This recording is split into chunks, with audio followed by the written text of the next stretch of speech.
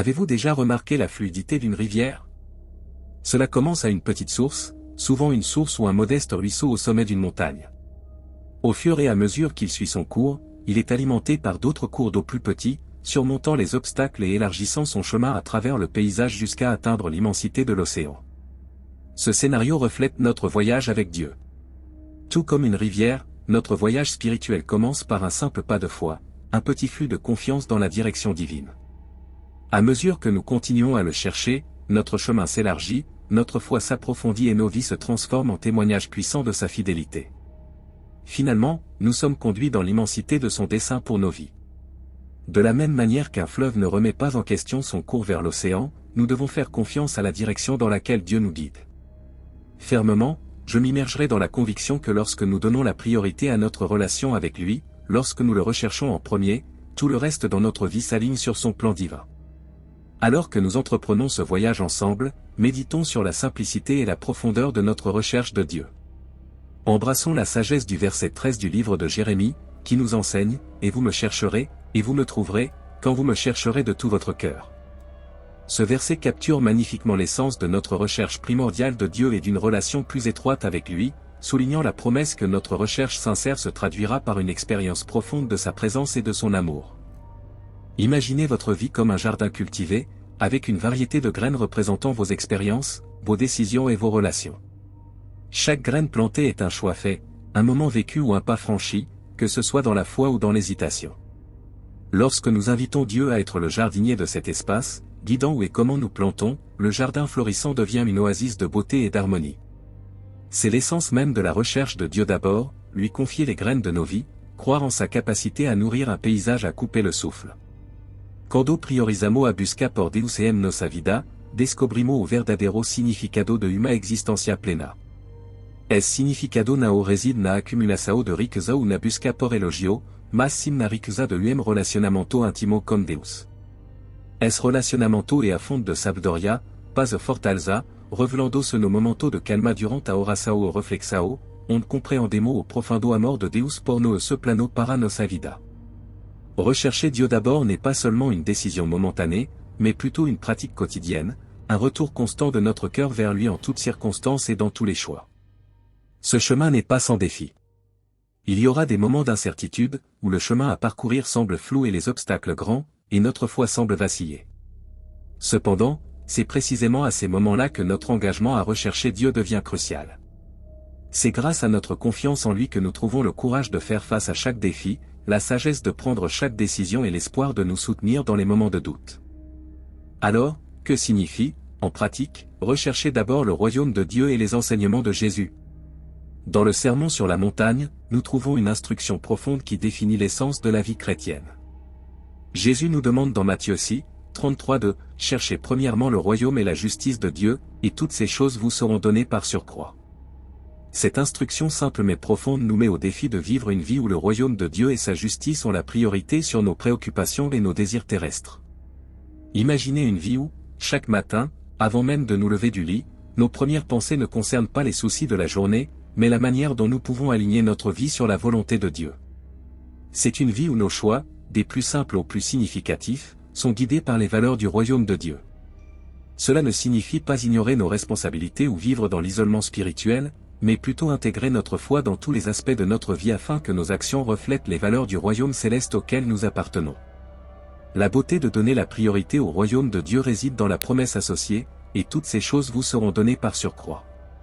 Ces paroles ne sont pas une formule magique pour la prospérité matérielle, mais une assurance que Dieu pourvoit à nos besoins. Tout comme un enfant fait confiance à ses parents pour prendre soin de lui, nous sommes appelés à placer notre confiance en notre Père Céleste, convaincus qu'il connaît nos besoins avant même que nous le demandions. Cette confiance n'est pas passive, c'est un engagement actif envers la présence de Dieu dans nos vies. Rechercher d'abord le royaume de Dieu nécessite également un cœur prêt à se soumettre à sa volonté, même si elle va à l'encontre de nos désirs ou de notre compréhension. C'est un cœur semblable à celui de Jésus qui, dans le jardin de Gethsémani, face à l'horreur de la croix, priait, « Non pas ma volonté, mais la tienne ». Cette soumission n'est pas un signe de faiblesse, mais plutôt l'expression ultime de la confiance et de la foi en la bonté et la souveraineté de Dieu. L'appel à rechercher d'abord le royaume de Dieu va à contre-courant, nous met au défi de réévaluer nos priorités et de réfléchir au but de notre existence. Sommes-nous poursuivant des objectifs éphémères à la recherche de réalisations éphémères, ou sommes-nous en train d'amasser des trésors dans le ciel, où rien ne peut détruire? Le voyage de recherche du royaume de Dieu est un voyage transformateur qui nous prépare à notre demeure éternelle avec Dieu. Considérons l'invitation à donner la priorité au royaume de Dieu, en nous mettant au défi d'orienter nos décisions, nos actions et notre vie en fonction de lui. Donnons véritablement la priorité au royaume de Dieu et à sa justice, confiant qu'en le faisant, il ajoutera toutes les autres choses selon sa volonté et au bon moment.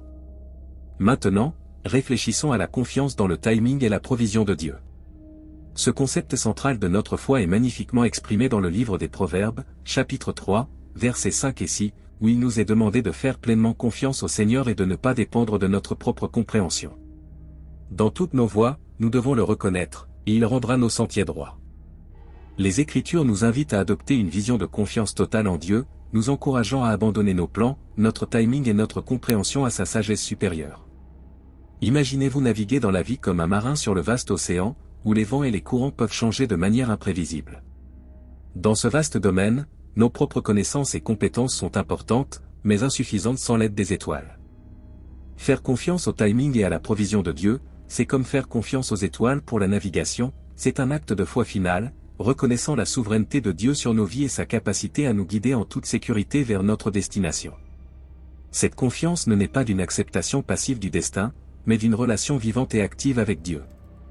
Cela nous oblige à rechercher activement sa volonté, à écouter sa voix dans les tempêtes de la vie et à obéir à ses conseils même lorsqu'ils semblent aller à l'encontre de la logique ou de la norme. Faire confiance à Dieu signifie croire qu'il travaille toutes choses pour notre bien, même lorsque les circonstances suggèrent le contraire. Considérez l'histoire de Joseph qui, bien qu'il ait été vendu comme esclave par ses frères et injustement emprisonné, a continué à faire confiance au plan de Dieu pour sa vie. Son voyage de la fosse au palais a été marqué par une foi inébranlable en la fidélité de Dieu et en son timing parfait. L'histoire de Joseph, que l'on trouve dans les chapitres 37 à 50 de la Genèse, est un puissant rappel que les voies de Dieu sont plus élevées que les nôtres et que son timing est toujours parfait. Faire confiance à la provision de Dieu nous met également au défi de redéfinir ce dont nous avons réellement besoin dans une culture qui associe souvent le bonheur à l'abondance matérielle. Faire confiance aux dispositions de Dieu nous invite à trouver du contentement en sa présence et nous assure que cette confiance va au-delà de ce qui est temporaire et tangible, vers ce qui est éternel et spirituel. Cette confiance nous appelle également à une vie de générosité.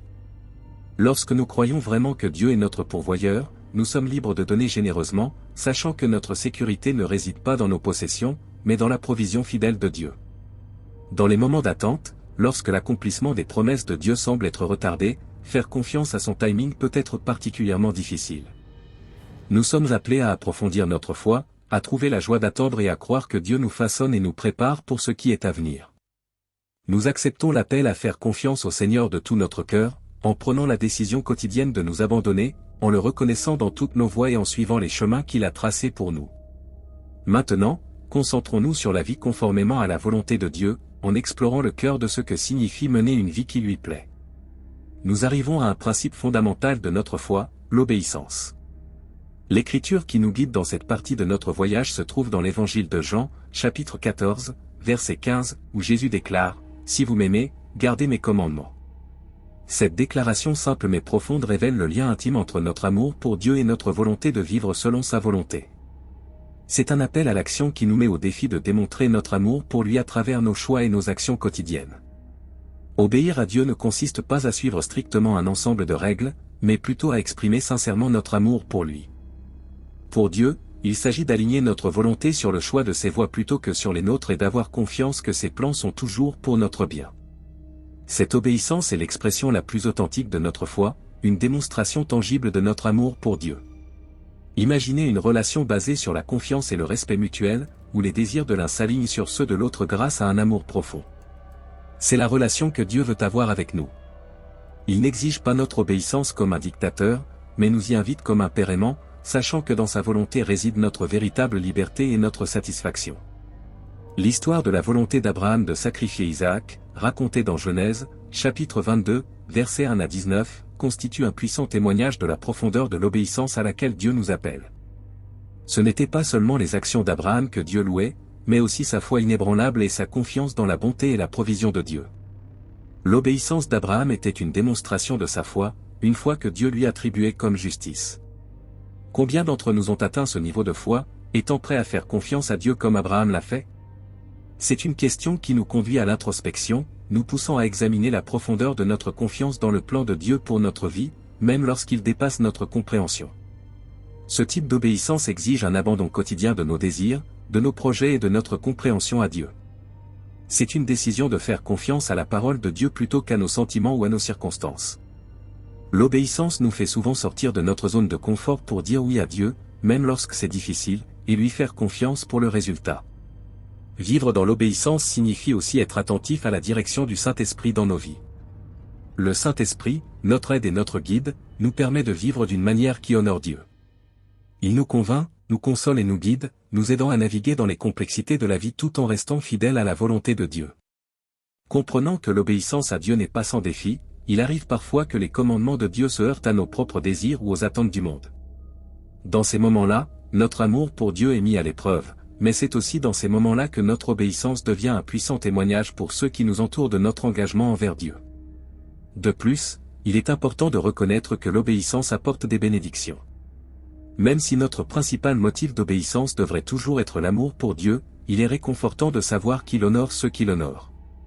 Tout comme un parent se réjouit de l'obéissance de son enfant et cherche des moyens de le récompenser, notre obéissance se traduit par des bénédictions qui nous sont versées en réponse. Un exemple en est la vie d'Abraham, dont l'obéissance et la confiance inébranlable en Dieu ont déclenché une cascade de bénédictions qui ont non seulement enrichi sa propre vie, mais ont également établi un héritage de foi et de prospérité pour les générations futures. Nous devons donc nous rappeler que l'obéissance n'est pas un fardeau, mais un privilège. C'est l'occasion de se rapprocher de Dieu, de ressentir son amour plus profondément et d'être témoin de sa puissance agissant en nous et à travers nous. Engageons-nous à commencer chaque journée en recherchant Dieu d'abord, par une prière d'abandon, en l'invitant à nous guider, à nous diriger et à nous utiliser pour sa gloire. Je vous encourage à aborder chaque décision, défi et opportunité avec un cœur qui donne la priorité au royaume de Dieu, en lui faisant confiance pour répondre à tous vos besoins. Si ce contenu vous a été utile et vous a apporté de la valeur, n'oubliez pas de l'aimer et de le partager avec vos amis et votre famille.